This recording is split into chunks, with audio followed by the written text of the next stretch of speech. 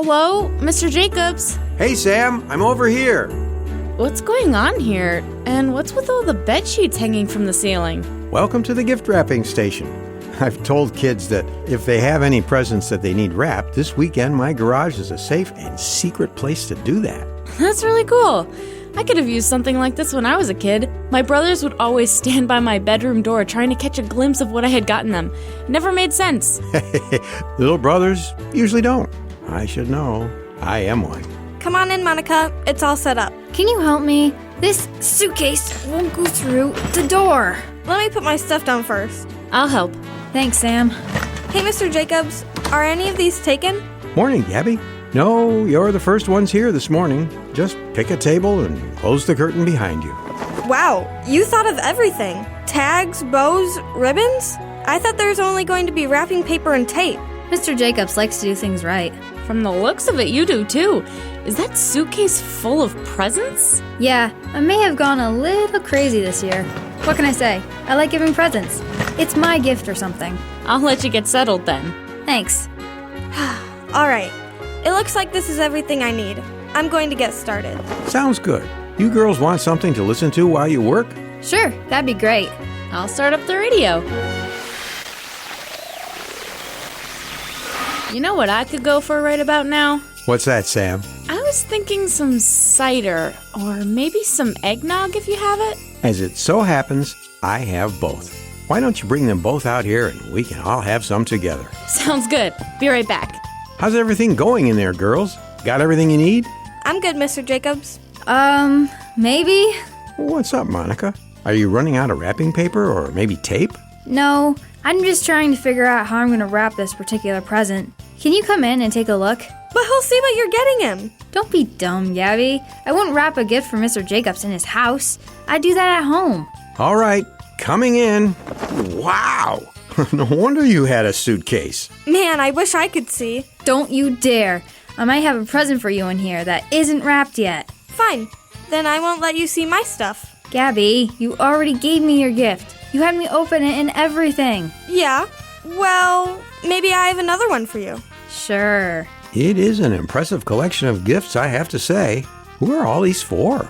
Oh, you know, these are for my parents, these are for my siblings, and then there's my cousins, my aunts, my uncles, my grandparents, and these are for my friends. Are you rich or something? I know I couldn't afford to buy gifts for all my family members and my friends. Well, from the looks of it, some of these gifts are handmade. Yeah, I didn't have a lot of money, but I did want to make sure that everyone knew how much I loved them. So I tried to have a gift for each of them.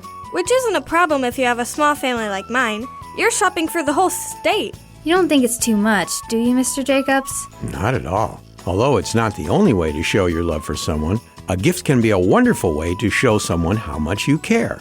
Huh. I hadn't thought about that. That giving presents shows that you care? I'm pretty sure she knew that.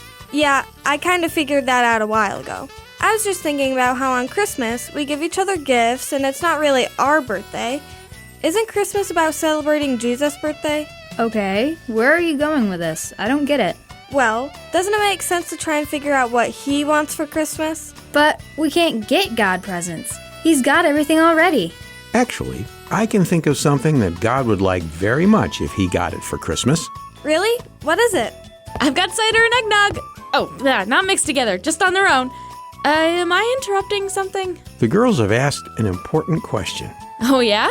And I was going to go get a drama script to give them a hint. You were? And we're going to listen to the radio until he gets back.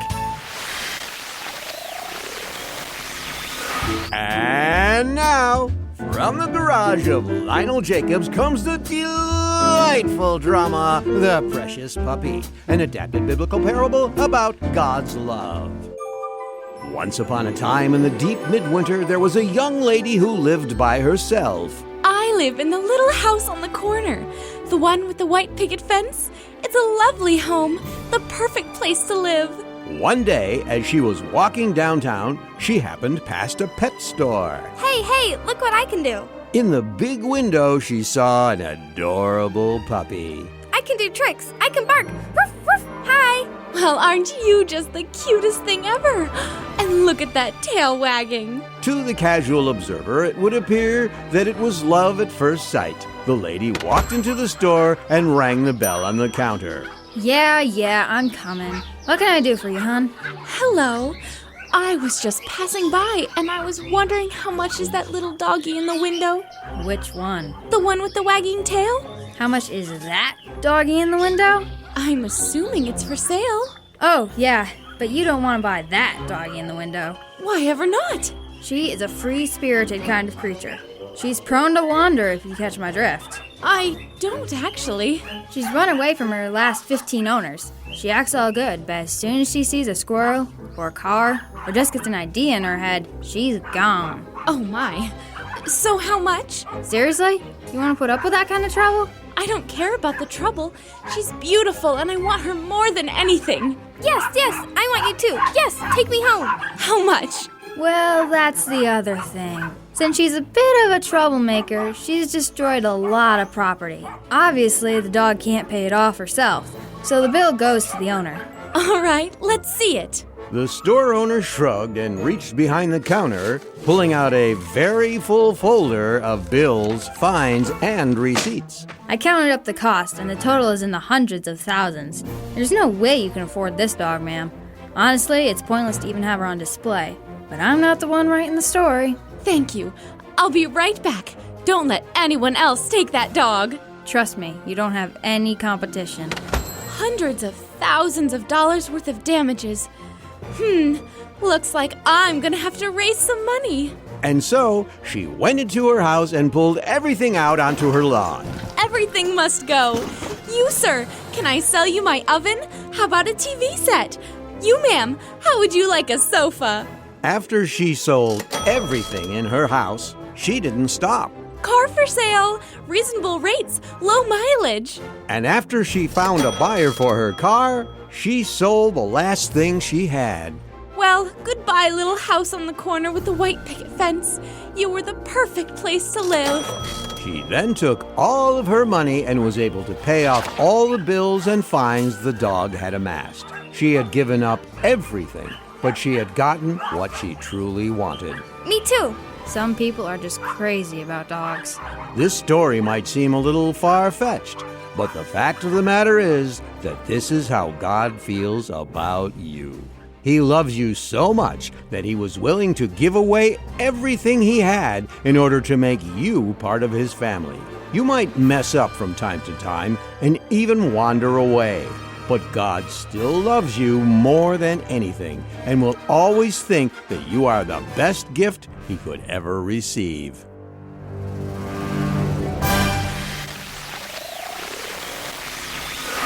All right, I think that's the last present. Wow, you're done wrapping all those presents already? I had a little help from Mr. Jacobs. I figured you wouldn't mind if I gave you a hand. Not at all.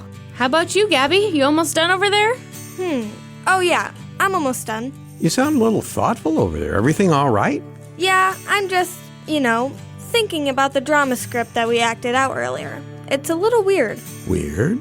Well, yeah. Nobody sells their house just to buy a dog. That doesn't make sense. Even if dogs did cost that much to buy, what's the point of buying one if you don't have a house to keep them in? It does sound a little strange, but that's kind of the point of the story that the drama is based on. In Matthew 13:44 and 45, Jesus explained that God's love for us is so over the top that he would give anything for us. And in John 3:16 and Philippians 2:7, we learn that he actually did. But aren't we already his? I mean, everything belongs to God, so why does he still want us? I think I know the answer to that one. It's because we can decide if we want to belong to God or not. He shows his love to us in very powerful ways, but in the end, we get to choose. That's right. We can read in many places in the Old Testament, like Micah 6 and Jeremiah 2, where God's people, the Israelites, decided not to belong to God, and he begged them not to leave him. But they went their own way and got in big trouble. Okay, so how do we decide to belong to God? Good question. And there is a simple answer. Love God and follow his commandments. Oh, is that all? I thought it'd be something hard. It can be hard sometimes, Monica, but that's why God helps us. All of the instructions in the Bible can seem complicated, but it's like Jesus said, if you love God and love your neighbors like you love yourselves, that takes care of it all. Sam's exactly right. And when we share God's love with others, we are helping them see what God is like, and that can lead to them deciding to become His as well. It's the gift that keeps on giving. Well, speaking of gifts, I need to get these back home. Mom is sending the package out to the cousins at noon, and she doesn't want to be late. Wait for me, I'm done too. Yeah, and speaking of packages, I better get to work. They've got us delivery people on double shifts this time of year. All right, thanks for coming by, ladies. Come on, Gabby, Mom's waiting. I'm coming. I've got to turn off the radio first. Sheesh.